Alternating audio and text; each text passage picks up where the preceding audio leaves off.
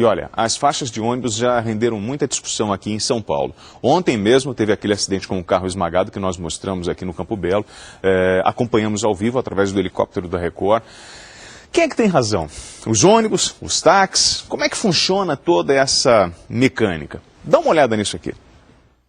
Parece uma guerra sobre rodas. Ônibus e táxis disputam espaço nos principais corredores da cidade.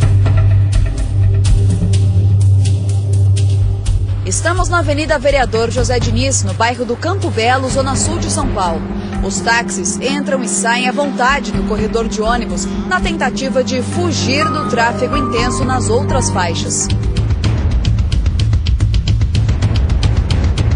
Foi neste ponto que aconteceu um acidente grave na manhã de ontem. Um ônibus articulado não conseguiu frear e foi parar em cima de um táxi.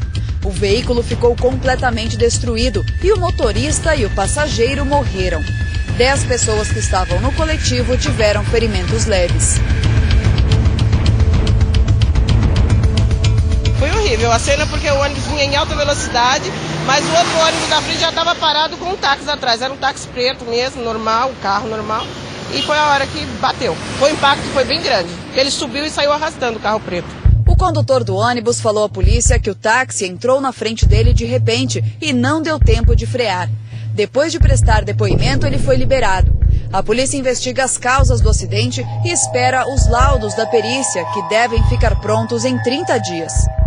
Este engenheiro explica que os freios dos ônibus são muito eficientes, mas só se houver o espaço mínimo necessário. Se tiver algum evento à frente, ou um veículo parado, um buraco, qualquer coisa, um ser humano, em média, demora 7 décimos de segundo para perceber. E demora mais outros 7 décimos até fazer o freio funcionar. Isso aí dá quase 1,5 segundos. Então, esse período, ele já andou, né? Durante esse 1,5 segundos, o ônibus já andou. E aí, se não tiver espaço para fazer a frenagem, ele bate. Os ônibus articulados pesam entre 15 e 20 toneladas. Esses veículos trafegam nos corredores e faixas exclusivas da cidade, onde o máximo permitido é 50 km por hora. Nessa velocidade, o veículo precisa de cerca de 30 metros para parar completamente. A partir de quando o freio é acionado, a desaceleração leva de 2 a 3 segundos. Por isso é difícil evitar um acidente quando o ônibus leva uma fechada, por exemplo. Se você comparar a massa de um carro com a massa de um ônibus, a do ônibus é quase 20 vezes maior. A energia toda envolvida é muito grande.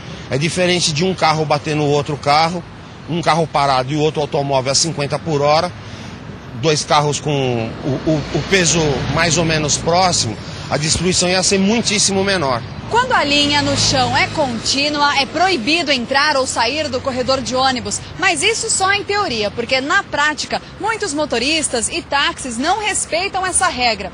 E essa é uma das principais reclamações dos motoristas de ônibus. Eles vêem brecha e eles entram. Eles fecham de uma vez, você dá um toque farol, os caras vai, te dá sinal com o dedo, te xinga. Uma portaria que os taxistas circulem com passageiros nos corredores, mas não podem parar para embarque e desembarque. Já nas faixas exclusivas, implantadas à direita das vias, é o contrário. Os táxis podem entrar apenas para embarcar e desembarcar pessoas, mas não podem circular por elas. Em todos os casos, eles têm que usar as linhas tracejadas. Legalmente, é claro que o táxi não poderia cruzar uma linha contínua. Então ele faz uma coisa irregular. Todos eles estão fazendo isso nesse corredor aqui e na maioria dos corredores de São Paulo, quando são na esquerda. Quando é um corredor onde o motorista comum vai cruzar, então você tem o cuidado de sinalizar direito com faixa seccionada, essa coisa toda. Os taxistas que usam os corredores também reclamam dos motoristas de ônibus. Eles correm muito. O fato que não tem radar aqui. Os ônibus, eles estão muito andando em alta velocidade, não está respeitando os taxistas. Diante da polêmica, o Ministério Público acompanha um debate entre a SP Trans e os taxistas sobre o uso dos corredores. Os ônibus alegam que os táxis diminuem a fluidez do transporte coletivo. Já os taxistas não concordam. A decisão deve sair nos próximos meses. Em todo caso, deve prevalecer o cuidado ao dirigir. Se o motorista agir com cuidado e com habilidade, ele só vai fazer a manobra que é segura. tem que observar os espelhos, tem que sinalizar e quando for possível, troca de faixa. Quando não for possível, não troca de faixa.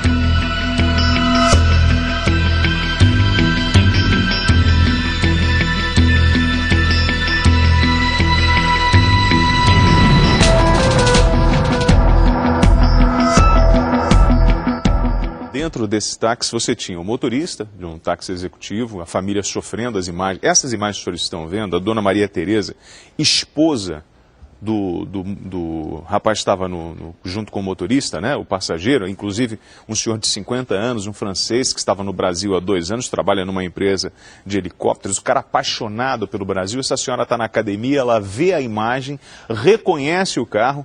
O senhor vê a importância que ontem eu fiz até uma observação para não mostrar a placa, para evitar que a família fosse informada pela TV. Porque eu acho que quem tem que fazer isso é uma pessoa habilitada, é um psicólogo, enfim, são as autoridades que devem fazer esse tipo de comunicação. Então a gente ainda tomou um certo cuidado, mesmo assim ela conseguiu reconhecer o carro, e falou assim, meu marido usava esse carro. Será que... E depois quando ela sai, viu que o trânsito estava caótico, enfim.